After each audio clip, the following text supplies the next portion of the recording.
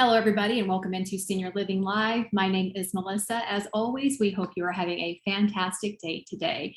We have got one of our favorite presenters back in Diane Lang. You see her there. She's going to help you embrace change in an ever-changing world. Lots of tips and tricks for you on that end today. She will be available, of course, to answer your questions at the end of her presentation and to be a part of the conversation. All you have to do, scroll down to the bottom of your screen where it says Q&A. Feel free to type your questions out there. I believe we will have the chat function disabled today, so Q&A is going to be your best bet to get your questions into Diane.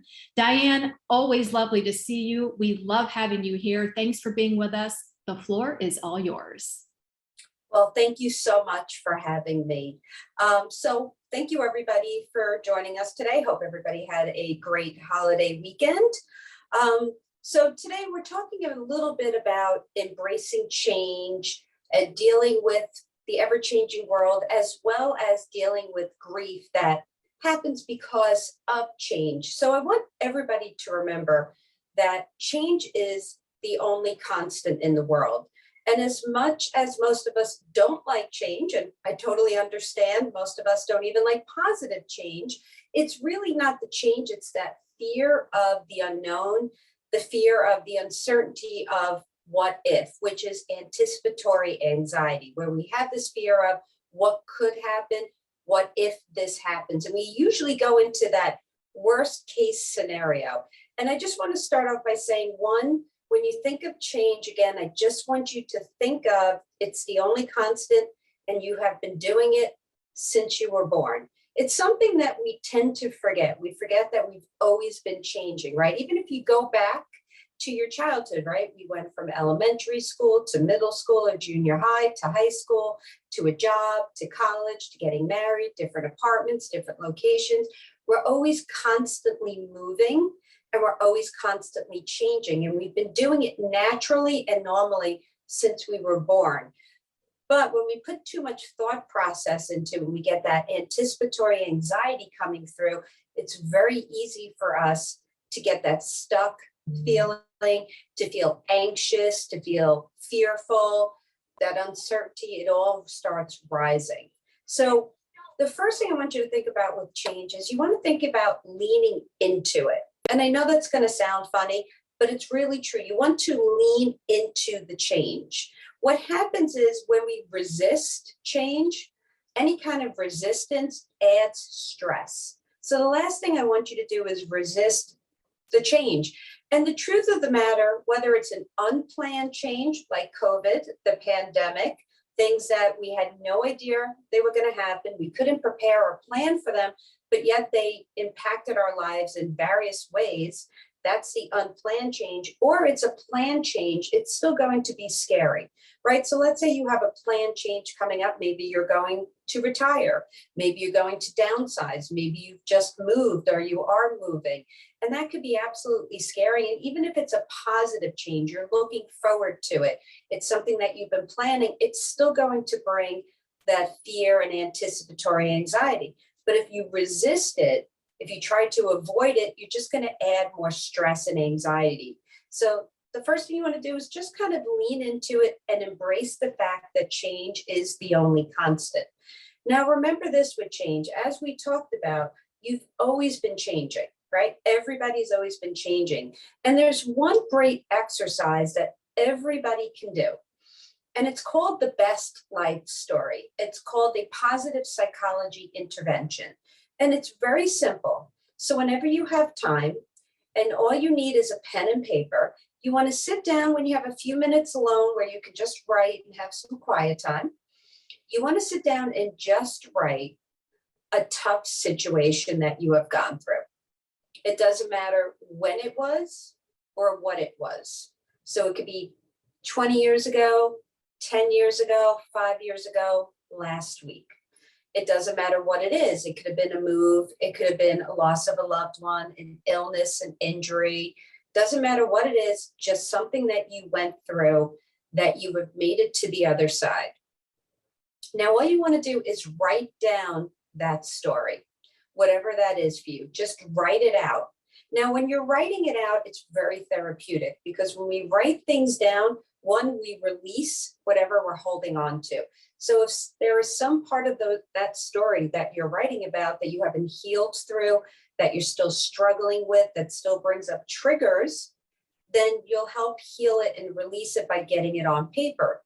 The other great part of it is as you write it out, you start having some self-awareness. You can kind of look at the story and see it from a different perspective because you've already made it through. You've already passed it. So now you can look at it from a different perspective, because when you're in the midst of that stressful anxiety change, it's very hard to see it because you're too emotionally attached, and it's bringing up a variety of other emotions: fear, the anxiety, the stress. It could be anger, it could be worry, nervousness, whatever else comes up. But when you're looking at it from a different standpoint, that you've already went through it, there's a lot more that you can learn from the situation. And that's really important, because every situation you have gone through, every change or transition you have gone through, if you have survived it, you've learned from it. And every setback, mistake, or failure or situation is a teachable, learnable moment. But again, sometimes you can't learn from it in the midst of it, but when you look back, it's that 20/20 hindsight. So write out that situation. When you're done writing it out, you want to take some time and think to yourself, what did I learn from this situation? Now you want to look at it as, what did you learn? How did you change? How did you grow? Those are a few questions you can really look back. Maybe there's a lesson you've learned. But on the other hand, I also want you to ask yourself the simple question of, how did I survive this situation? What did I do? And think about what strengths you used. That's a big one. What strengths did you use? Whether it was self-compassion through a tough time, maybe it was the persistence to continue on, or the perseverance, even through that hard one, that one situation that you didn't think you made it through, you persisted, you persevered. It could have been patience, allowing yourself to get through that. Whatever the strengths are, write them out. Because again, those strengths, even if this happened 20 years ago, are still there. But sometimes when we're going through a tough time at the moment, we can't look back and see. We forget. But when we write it out, then we start becoming self-aware. Oh yeah, I made it through that situation. And yes, I had the perseverance, even if it was 10 years ago. That means it's still in there. So what strengths, what habits did you use? Another big question. And I know for myself, I got very sick about 12 years ago. And I literally couldn't swallow for about a year. It was one of my scariest situations. And when I was writing this story down for my exercise, when I was doing it, I started remembering that in the middle of this situation, I started meditating. And it was something that I've always told my clients to do. Everybody should meditate. Meditation is so important. And it absolutely is. It is one of the best ways to be intentional with your mindfulness, which brings you back to the here and now, back into the moment, where you can reduce your stress hormone cortisol, where you lower your blood pressure, reduce chronic pain, self-soothe, calm, all of that great, wonderful stuff. But, when I go through something now, like we just did with the pandemic and all that entailed, when I was doing this exercise in the middle of the pandemic, I remember going, you know what? I used to meditate, and I meditated consistently throughout the illness, and even for the years following the illness when I was just starting to heal. That was still a tough time. And when the pandemic hit and I had a lot of stuff going on, as well as my clients, and switching everything to online, that was the one thing I remembered. I was like, oh, I can go back and use that resource of meditation. And I even remembered the type, the guided meditations, which I used as binaural beats. So if anybody wants to try guided meditation as a way to help through a change, a transition, a grieving, fear, it is one of the best ways, because remember, one of the only natural ways to de-stress is mindfulness. And there is a variety of ways to be mindful. Meditation is one of them. And you can simply do guided meditations where you could just put on, whether you have a tablet, your smartphone, and you could just go on an app like YouTube, or you can go on an app like Calm or Headspace or Insight Timer. and you can listen, just put your headphones in like I have here and just listen to a guided meditation. If you don't want to do it through technology, especially now that the weather is still nice, or hopefully that you're not getting rained on like Melissa is, sitting outside in nature is one of the perfect ways to get mindfulness. And a very, very easy technique to do is either grounding or deep breathing. So I'm going to go over both right now. And these are things you can do anytime, any place. You only need to do them for about 1 to 2 minutes. And again, being that it's nature, you could do it outside, sitting outside in a park, sitting outside. If you have a porch, you can do it from inside, looking out the window or out your doors. You can keep the window open, whatever works best for you, depending on weather and comfortability. But you want to sit outside. Now, deep breathing, very easy. All you want to do a meditative breath. And again, mindfulness is perfect for stress, anxiety, all of those types of emotions, fear, anger, depression, stress, whatever you're going through. So all you want to do is you're going to take a deep breath in through your nose, hold for a second, and then exhale through your mouth. That's all it is. You take a deep breath in through your nose, hold, and then exhale through your mouth. I know that's hard to see on a webinar, but it's that easy. Now, if you want to add to that, you can do what we call the 1, 2, 3 technique, which again, very simple. It's the same breathing pattern, in through your nose, hold and exhale through your mouth, but you're going to do it for a count of 3. So you take a deep breath in for 3, hold for 3, and exhale for 3. Now, you can do this with your eyes closed or your eyes open. If you want to close your eyes, it just adds to the relaxation physically. Because remember, when we're going through a change and we're feeling that fear, that stress, that anxiety, the grief, we feel it physically on our body, especially anxiety. Remember, stress and anxiety, the big difference of that is anxiety is on your body. You feel it, it comes up physically. And these kind of mindfulness techniques help reduce the physical symptoms of stress and anxiety and fear and worry. So just by deep breathing, and if you close your eyes and just do it for a minute or two, you'll feel the physical symptoms of that relaxing, which is really important. We want to make sure that we relax the physical symptoms, because when we are having like the heart palpitations or feeling that heaviness on our chest, or we're breathing heavy or shallow, that makes us more anxious. So just by relaxing. Now, if you end up doing a count of 2 or a count of 4, it doesn't make a difference. We just call it the 1, 2, 3 technique because it is so simple to remember. All you have to remember is 1, 2, 3.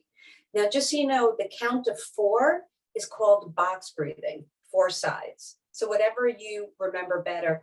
And box breathing with the count of 4 is what we do for the military. It's actually part of the military's resiliency training through positive psychology.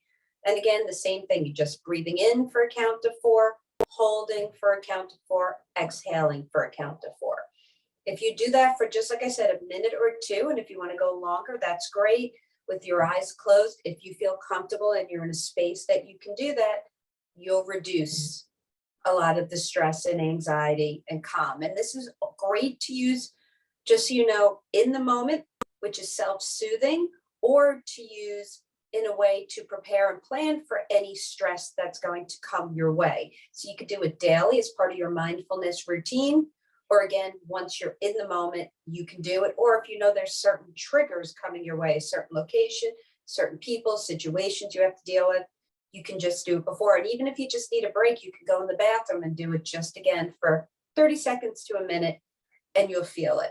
So again, just remember, doesn't matter the count if you forget, just breathing in through your nose, holding and exhaling. And really, most importantly, is breathing. And you probably hear that if you take a yoga class, which is another great way to be mindful, because again, meditation, guided meditations, yoga, those are all great intentional practices of being mindful. They'll remind you to breathe. And the reason being, again, is when we're stressed, we're anxious, we're nervous, we're worried, we tend to hold our breaths. or we tend to shallow breathe, and that makes us more anxious and nervous. So just breathe. Another very simple way, if you'd rather do something different than a guided meditation or the deep breathing, is just doing a grounding technique. And again, this is using nature, as we were talking about. So all you have to remember is this: 5, 4, 3, 2, 1. Very simple. And all it is using your senses. No correct order. It's whatever comes to you. It could be what are 5 things you see. So for me, right now in front of me, I see a wall, I see my tablet, I see my water bottle, I see my phone, whatever it is you see. What are 4 things you hear? And again, if your nature might be, you hear the birds, you hear the wind blowing through the trees, hear a plane going, whatever it is you hear. What are 3 things you touch? What are 2 things you smell? 1 thing you taste. And again, there is no right or wrong order. It's just what comes up for you. And it just, again, grounds you, brings you back into the moment. And that's where we want to be. We want to be back in the moment, because when we're going through a stressful time, no matter what the reason is, we're really very stressed and anxious, whether we're in the past, right, where we're thinking about what we should have done, what we could have done, what didn't work, or we're doing that negative loop and blaming ourselves and, telling ourselves we're not good enough, or we're dragging all that past baggage with us into the moment. If we're not in the past, we're in the future, where we have that anticipatory anxiety, where we're thinking about what could happen, the what ifs. And when we're in the past or the future, that's when we are the most stressed. So doing an exercise like the best life story works, because when you look in the past, you're looking at it as a teachable, learnable moment. What did I learn here? How did I get through this tough situation? What habits did I use? What strengths did I use? And then when you do anticipatory anxiety, you can think about, I can't predict the future, but I can plan, and planning by knowing what does calm me, what does bring me back to the here and now and get me out of that loop of what if, what if, what if. And now you have the deep breathing, the guided meditation, the grounding exercise. And just also so you know, other forms of mindfulness would include prayer. And doesn't matter, again, what your religious affiliation is, or if you don't have one, it's just a spiritual practice. Prayer is a form of mindfulness. Gratitude, which is one of my favorites, is one of the best ways to get mindfulness. And just a simple way to get mindfulness, if you want to add this to your daily routine to help you stay calm and de-stress and see the future in a brighter light, is gratitude, because gratitude also is a positive emotion. So every time you feel grateful, you boost your happiness, you cultivate happiness. On the other side of gratitude, it's also a form of mindfulness, which again is the only natural way to de-stress. So by doing gratitude, you're getting in happiness as well as mindfulness in a very simple way. And you can do gratitude however you want. I know a lot of people have gratitude practices, but the way I have my clients do it and the way I do it, if you just want another way to do it, is right before you go to bed. You could, and I only suggest right before you go to bed, because for so many people, when they're going through a change or a loss of any type, during the day, it's much easier to stay busy. You could stay occupied, whether it's, hanging out socially with friends, it's watching TV, calling your kids, going to do activities, whatever it is you're doing. But at night, after you've said goodnight to everybody, you shut the TV, shut the lights off, that's when a lot of us get that rumination, where we have those constant thoughts that are constantly going. And it's that rumination of negativity that starts. And that happens again when, right before bed, because we're not occupied. For a lot of people, they wake up in the middle of the night and it starts. For other people, it's the morning, the minute they wake up. For other times, it's when they're bored during the day. But that rumination starts. And if you have any anxiety or depression, rumination is definitely something that you might feel. When you are anxious, you have that rumination. And again, all rumination affects your focus, your attention span, your concentration, your memory, your moods, your sleep, your eating. It affects your daily functioning. But when you're anxious, you ruminate more about doom and gloom, worry, nervousness, and it could be extreme worriness and fear. When you're ruminating with depressive thoughts, it's more sadness, loneliness, isolation, feeling hopeless and helpless. So you want to see where the rumination is to know, am I having more anxiety or more depression? But nonetheless, that rumination starts for many people at night. So one way to kind of counteract that, to kind of reduce the stress, and also a great way, because whatever you're thinking about 20 to 30 minutes before you go to bed affects how you sleep, if you sleep, how you dream, and what mood you wake up in the morning. So if sleep is an issue, and that could be an issue for a variety of reasons, stress and anxiety are the top reasons we don't sleep, along with pain, which would be a pain management doctor, or of course, any medications, which you would deal with your doctor.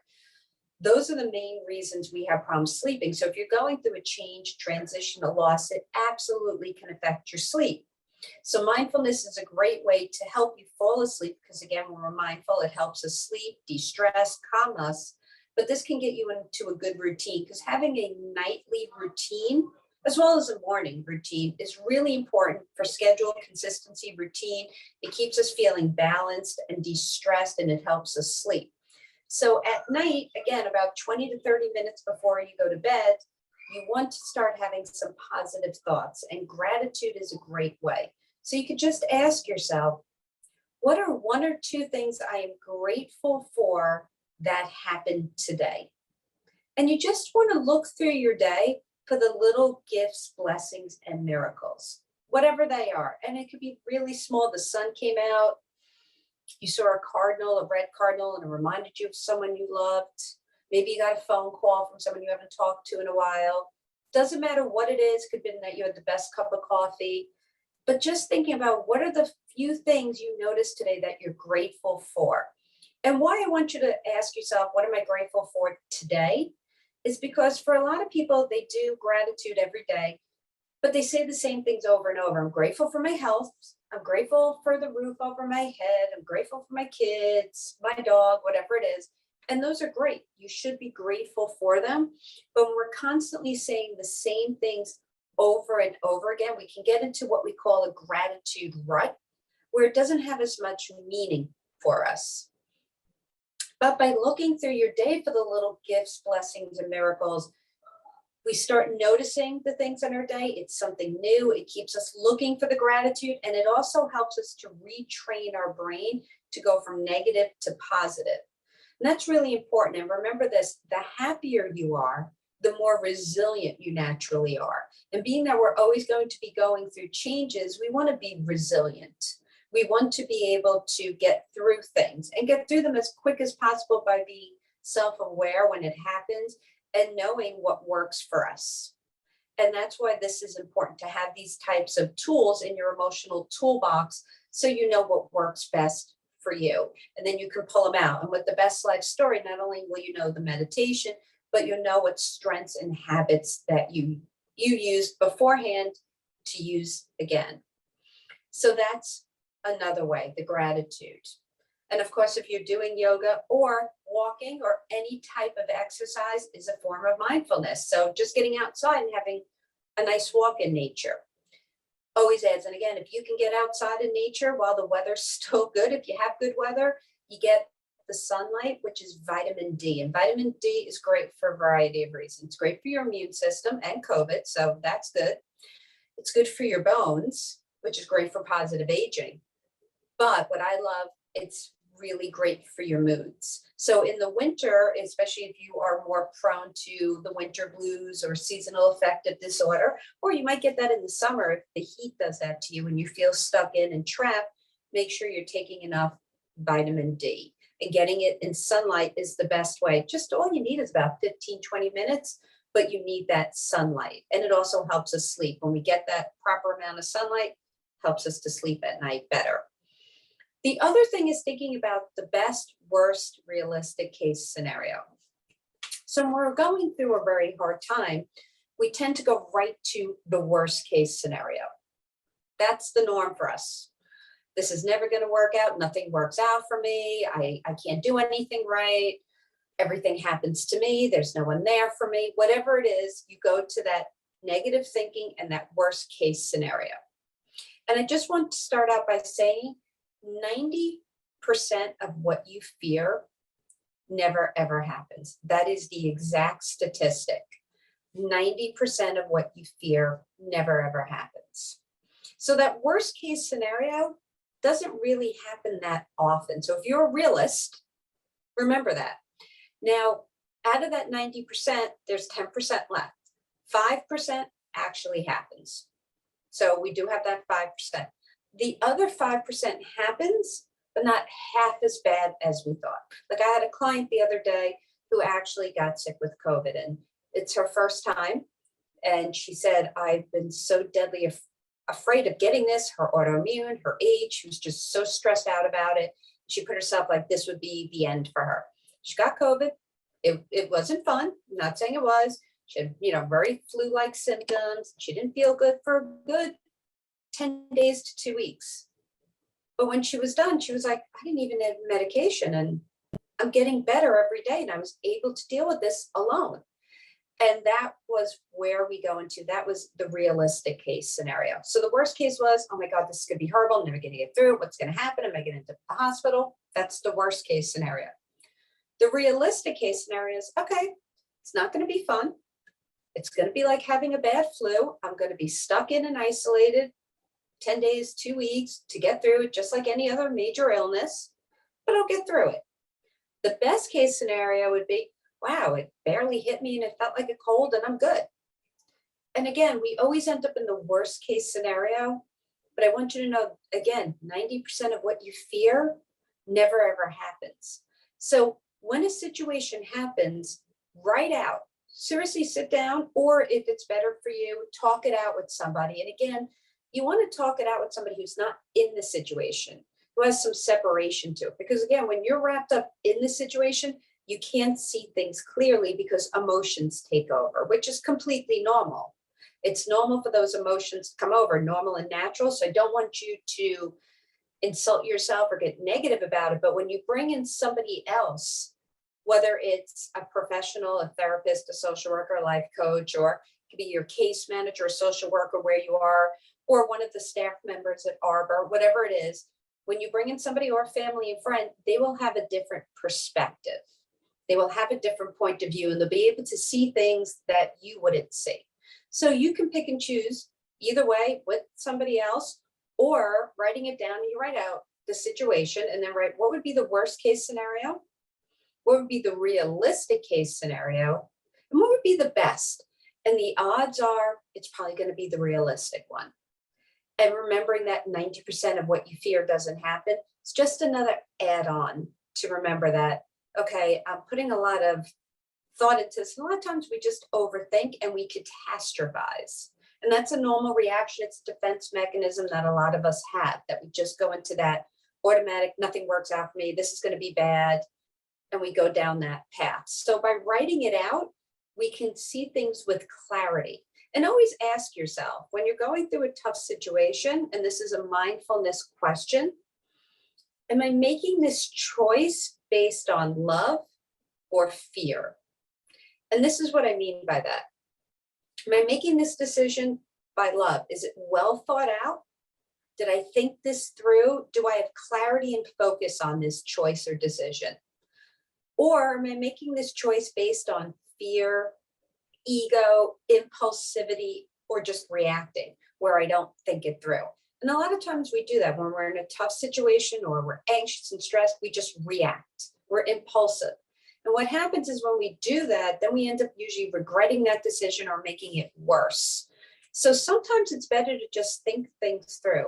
And, when we talk about like stages of grief or stages of change, because they're both, we talk about denial, right? That is the first stage of grief or change. And it always gets this bad rap. And this is the thing about denial or avoidance or numbing. you don't want to stay there. It's not a place that we can stay and call home. If we stay there, it becomes unhealthy. And just, eventually it's going to rear its ugly head, whether it rears it by you snapping, by becoming extremely depressed, getting physically sick, but it will. But if you need a few days to a few weeks to process what has just happened, to think it through, to get clarity on a situation, that's perfectly fine. Sometimes we need that time to get that clarity. I'm just using an example. I have a client who's going through a divorce, and she said to me, I'm just going to do what we call intellectualization, just another defense mechanism where I'm just going to deal with the legal stuff. I'm in the middle of a divorce. I have to get a lawyer. I have to get a new home. I have to move my kids. I have to move myself. I have to deal with that stuff first. And that's where sometimes taking the time to be in denial is helpful, because you need to have your focus on priorities at that moment. And the priorities at that moment might be getting your kids to a new school, moving them, getting a lawyer. That might be the case.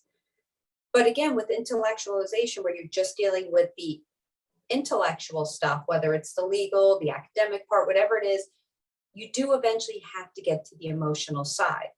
And I have a client who unfortunately lost a close family member, and she said the same thing. I just can't be in denial right now. I'm the one who has to stay strong. I have to do all the funeral and wake arrangements. I have to do everything. I just can't fall apart right now. And again, it's fine. If you need that time to process, to get clarity, and you use it for that, that's okay. But just remember that you do need to deal with the emotional side.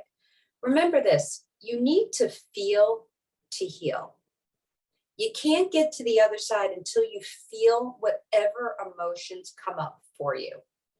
And with grief or change, there is no right or wrong feelings, just so you know. Everybody reacts differently.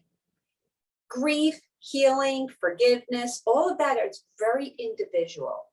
So remembering that you don't want to compare yourself to anybody else.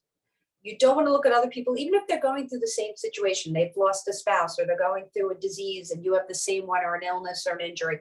You still don't want to compare, because everybody is different. It has a lot to do with, one, do you have mental illness already? Are you going into a situation where you're already dealing with depression or anxiety or both, or OCD or something, PTSD, something else you're already dealing with? Are you going into a situation that not only is that stressful, but you have a lot of other stressors at the same time? Are you going through a situation that is even harder because you don't have the resources, the time, the financial, money that you need? Do you not have the support system?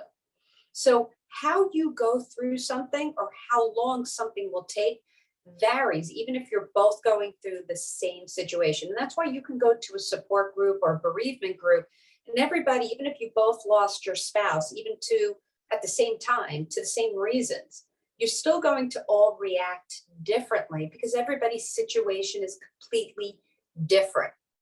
So remember that. Don't judge the situation. Don't compare. Don't have this expectation of what it's going to look like because it looked like this for everybody else. It's going to be completely different. And the other thing is, don't put a time frame on it. I always get asked, how long will this take?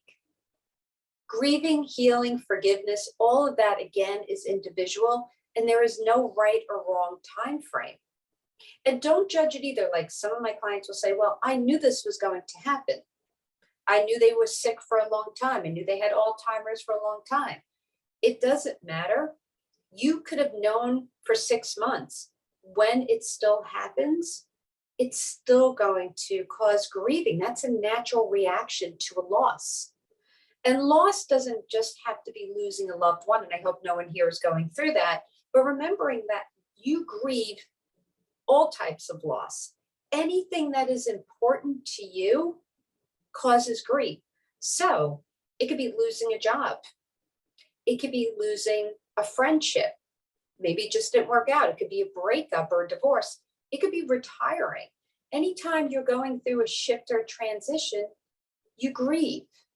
So remembering that grief is natural and normal, not to compare, not to judge it. Don't put up any expectations of time frames of how long or what it should look like.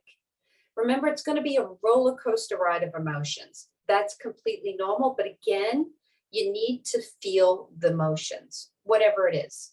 And it could go through a variety of emotions. If we go through the stages of grief, it could be you go from denial, avoidance, numbing into anger.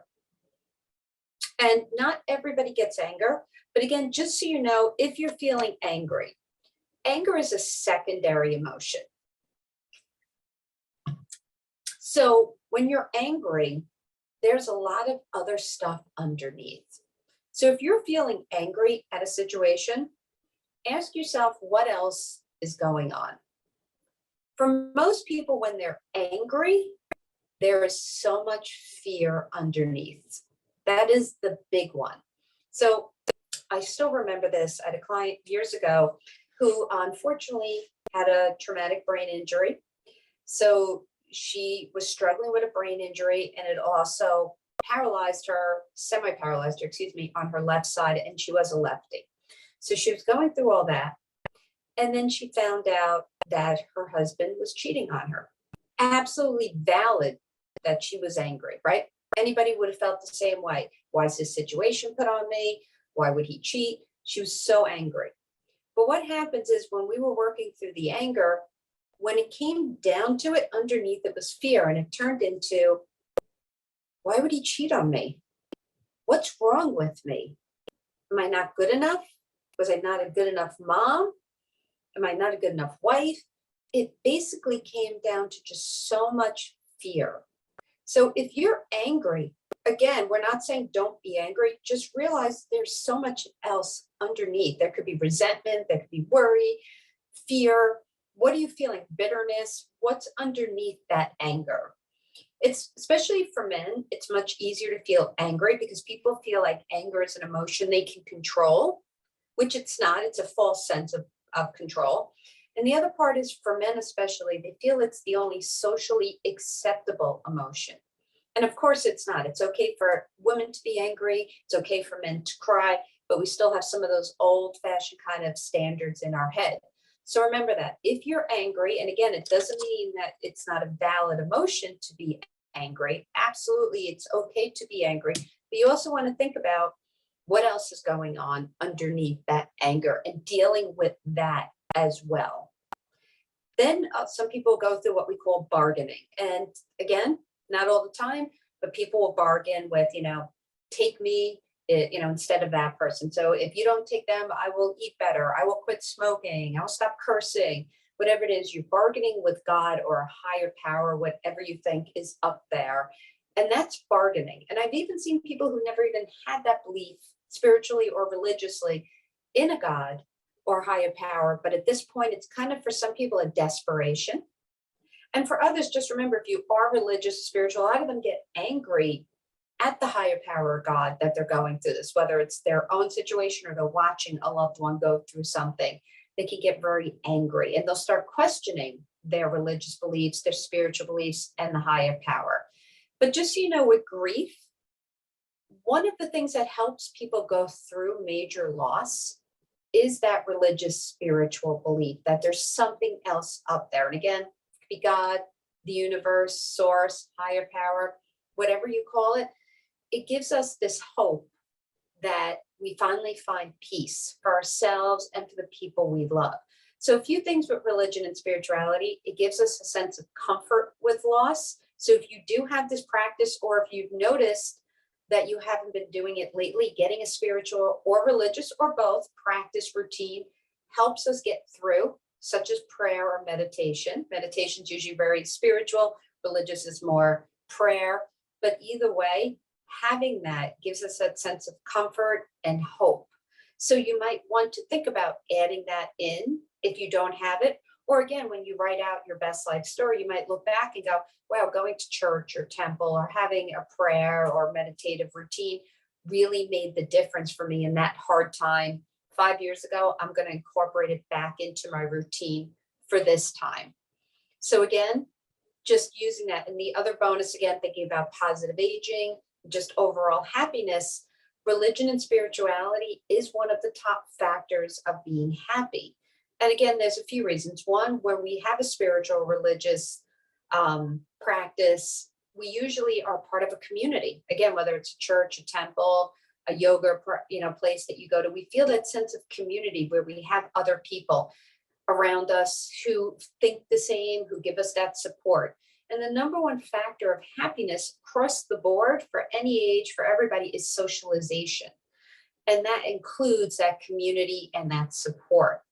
But again, religion or spirituality also gives us this sense of wanting to be the best person, to want to help others, to do acts of kindness. So it does boost our happiness. So if it's something you haven't used in a while, or it's something that you do and you want to lean into it a little more during a tough time, absolutely statistically works. So religion and spirituality, but that's the bargaining piece. Then some people go through depression, which again is completely normal with any type of loss. But if you already have depression, clinical depression, or dysthymia, which is mild depression, and just, with mild depression, that could sometimes even be a little worse because people don't even realize they're depressed because they function. Many people think when they're clinically depressed, you don't function at all. And it is very hard to function when you have clinical depression. And some people don't function at all. But with dysthymia, people function. They go to work, they go to school, they do their errands, they clean their house, they do their chores, they do everything they need to do, but they never really feel happy.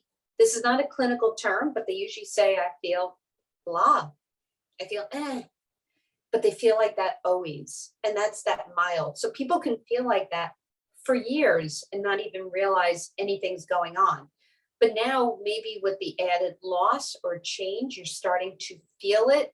If that's the case, being aware of it again. And one of the big signs of depression is that rumination of that sadness, that hopelessness, that helplessness, that isolation kind of feeling.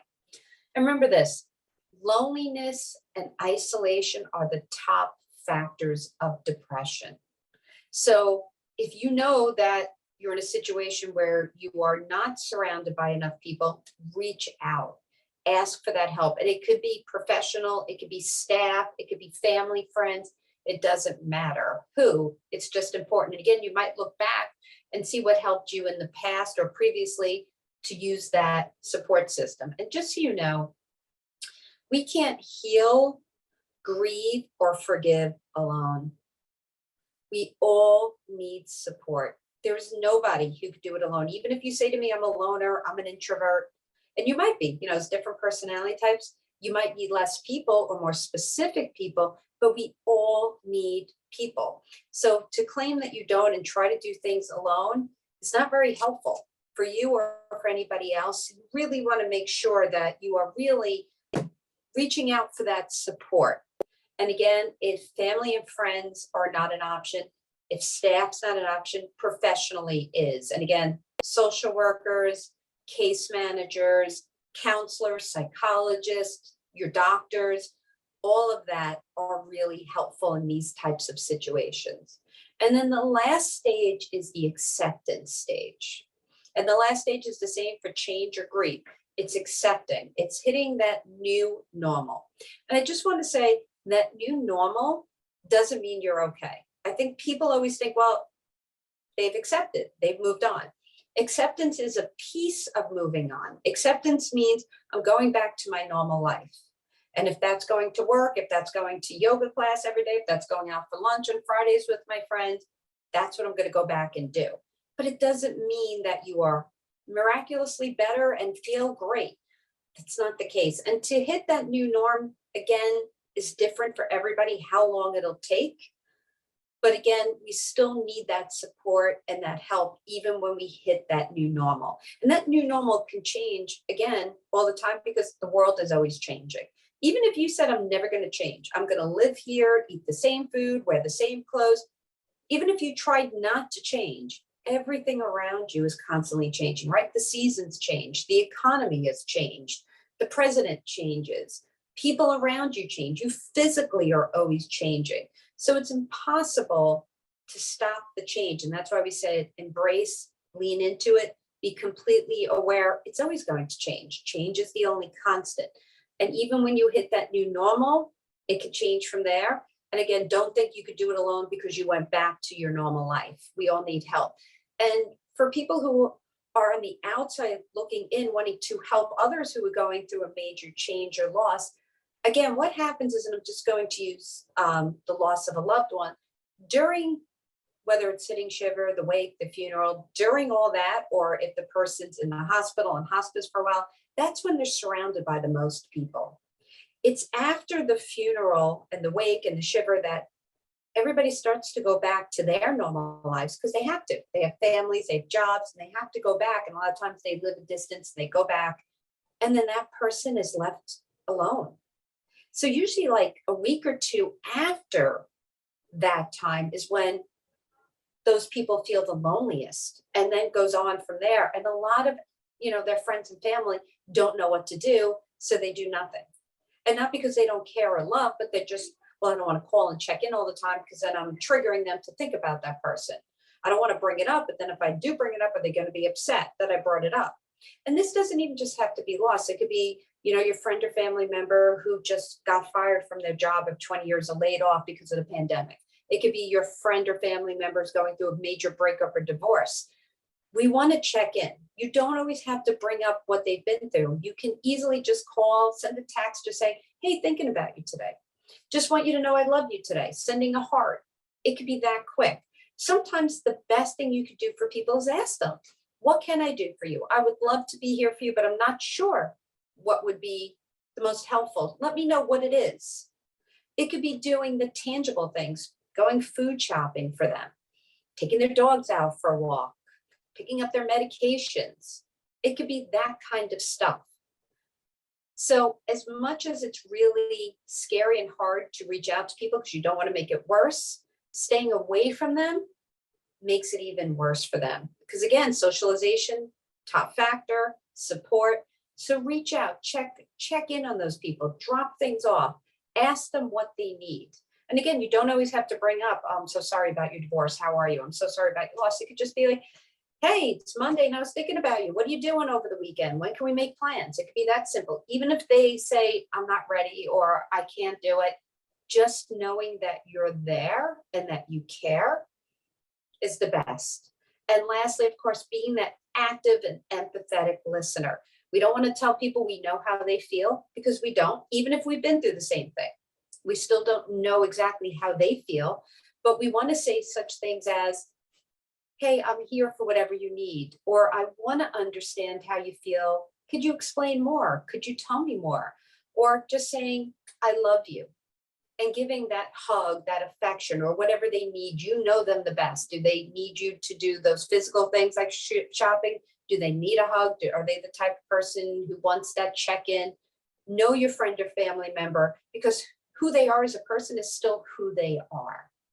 But we just don't want them to be left completely alone. That is the worst. Isolation and loneliness leads to depression. All right, so I'm going to stop babbling because I can continue to babble forever. We have about 10 minutes left for questions. So I'm going to stop babbling and see, Melissa, if there are any questions, thoughts, or anything you thought of that I should cover that I might have missed. I don't think babbling is the right word. I think excellent is the right word. Excellent information. Thank you. And certainly things that people can take away right now and incorporate in their day-to-day. So this is a really good time, as she mentioned, to ask your questions. And in order to do that, go to the Q&A box at the bottom of your screen. You can type out your questions there. And I'm happy to read all of those to Diane. We do have a hard out, everybody, at 5 o'clock Eastern time. So we've got about 9 minutes remaining on this webinar. So feel free to get your questions in now. Diane, so we talk about online. People want a little help. There are a lot of different apps, right? For mindfulness, yes. Some timers, things that can sort of remind us to do these things and to get into that habit, because it does take a little while to create this as a habit. So what would you recommend on that end? So just a few things to remember. To form a habit, I know we read about it in magazines and it always says, 28 days or right. 1 month. And I just want to tell you, because why people get frustrated is, and 3 weeks to a month, they're like, this is not a habit. Scientifically, for something to become a full habit, no matter what it is, whether it's adding meditation, eating healthy, drinking more water, whatever it is, takes a good 2.5 to 3 months. So give Wow. yourself the 3 months. I would say of consistency. So don't judge yourself, just give yourself time. So that's the first thing. So we beat ourselves up after 3 weeks and then we don't, we procrastinate. Give yourself 3 months. Also remember the why you're doing this new habit. So if it's meditation, if it's prayer, if it's going for a walk, why am I doing this? How does it make me feel? What is it doing for me? Because the why is so important for momentum. When we know why we want to do something, how it makes us feel. I have a client who works out every day, and she always says to me, I can't do it if I can't do it for an hour. And I'm like, you don't need to do it for an hour. If you do 10 minutes, and for her, it was a perfectionist because she just was afraid. And I was like, just remind yourself the why. Will the 10 minutes give you that mental boost you're looking for? And she was like, yes. And now every time she only has 10, 15 minutes, instead of going, I don't have enough time, I need an hour, she'll go, but I'll be happier in 10 minutes. And every time she reminds herself, she does it. So, and if you want to use an app again, and you can feel free to give out my email. So if anybody has any questions, they can email me later for the apps or anything, please feel free to. Calm, Headspace, or Insight Timer have free and paid. You don't need to pay. There's enough in the free. You don't want to use an app. YouTube.com has so many guided meditations. Or for some people, Calm and YouTube have stories which help them sleep. It's kind of like little kids, right? You need to hear a story, it takes your mind off it. We as adults need that too. So you can listen to a story. There's also nature sounds, if that's better for you, from a thunderstorm to the beach to the waves rolling in. You can have it that way as well. So whatever's helpful for de-stressing or sleep, you can use on any of that. Yeah, and everybody's different. So I'm glad you mentioned that. Everybody will have something that will click for them, and it'll be different than what clicks for you. Absolutely. Yeah, thanks for mentioning that. Erna does have a question. How to deal Sure. with people who offer help when asked, they don't reply. I'm willing to accept a no or a yes. That's a tough spot to be in, because you can't control other people, but they are offering and they just don't seem to follow through. Right. So I think a lot of people offer with good intention, but it doesn't mean that they'll actually have to follow up. So a few things, if you're noticing it's a pattern, if somebody just, doesn't do it once or twice, it could just be a miscommunication. Sometimes they don't get a text, or they're in the middle of something, they forget, not excusing the behavior, but that happens. But if this is a constant pattern with somebody, again, whether it's family or friend, it might be the pullback for you to know, because if we keep trying with the same person, it's just going to make us feel worse about ourselves, lower our self-esteem.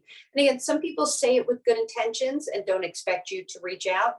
Others say it and don't mean it to begin with. And I'm not sure what this person is, but if you're realizing a pattern, then that's not the person to depend on. If it's somebody very close to you who you normally could depend on, you might want to reach out and say, hey, you did volunteer to help and I've asked a few times and I haven't heard back. Is this something you can't do? And if you can't do it, that's okay, but I don't want to just keep asking. So let me know. And sometimes they'll be like, oh my God, I didn't even realize, I'm sorry, what can I do? And others, they'll be like, I realized I wanted to, my kids are sick, whatever it is, I just can't.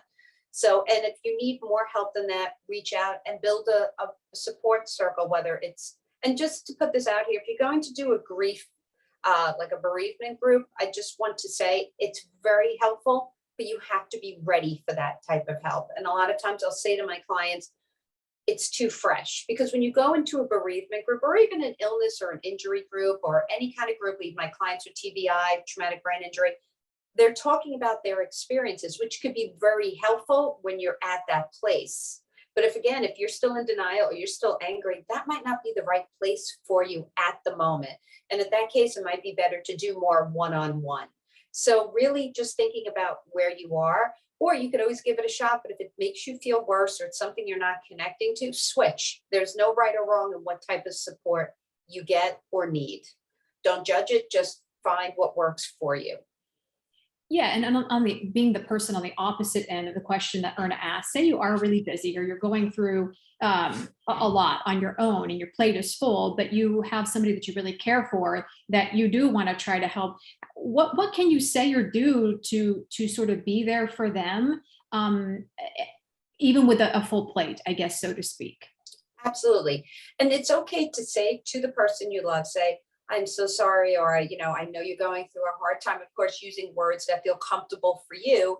And I want to be there for you. And this happens a lot because maybe you live far away. Maybe your friend's going through divorce, but they're in Florida and you're in New York. You just physically can't be there. So you can say, I know you're going through a hard time. Tell me what I can do. Do you want me to check in on you every day? Do you want me to have food sent to you? Because we easily can do Instacart or Amazon, stuff like that. What is it that it can help? And a lot of times I'll say, just a text that once a week will let me know that you're here. Or, can we chat once a week by phone? I just need to have somebody who I know, even if we don't talk about it, but just knowing Wednesdays at 9 a.m. is, when we're going to talk can make me feel better. So it's asking them with the intention of, this is what I can offer because of distance or because of time or because of my work schedule. It's just saying, this is what's going on, but I want to be there. So how can we work this out that I can be the best friend or support system for you with, my schedule or my situation. And that's okay. People won't judge you for not being able to do everything for them. They get more hurt when you just don't do anything, or like Irma said, don't respond at all. So it's okay to even say, hey, I know I offered to do everything, but I didn't realize that, my 2 kids are going to be going to school from home now, and I just can't do all that. But, what is it that you think I could do? Or this is what I could do instead, and offering other solutions, like I can't take you shopping, but I can have stuff delivered. Or, when I go shopping, I can drop it off, but I just can't take you on the day you wanted to go. So offering different solutions as well. Gotcha. All right. Well, Diane, we are hitting near the top of the hour. So before we leave, if anybody has additional questions that they maybe want to talk to you in private about, how can they get in touch with you? Sure. So please feel free to reach out if you have any questions or thoughts. You can just either email me at dianelang.org, or you can just go to my website, dianelang.org, and my email is right on there. And feel free to email, even if it just takes me a day, because I'm going through something right now. I will definitely answer. I always do. Just give me like a day or so, and I will gladly answer any questions that you have, or even I have, some handouts and brief or change. I can send that to anybody as well, or I could send it to Melissa at Arbor, and you guys can have a copy, whatever is best for you. Just let me know and we can send it out. Excellent. Diane, as always, fantastic information, fantastic webinar. Thank you so much for being with us. Thank you so much for having me, and I hope everybody has a great rest of their week of summer. I think we only have like 2 weeks left, so enjoy it. Getting very close to fall. And for those of you watching, if you were interested in this webinar with Diane, you want to share it with friends, family, you can do that starting tomorrow. Check the email that you used to RSVP for this webinar with Diane. We will send a link as well as the information Diane gave in order to contact her. That will also be there. Also, while you're waiting, you can head on over to www.seniorlivinglive.com. Check out all of our content all about senior living, available 24 hours a day, 7 days a week. And the best part, it is free. Thank you so much for being with us on Senior Living Live. Have a great day, everybody. Thank you. Bye, everybody.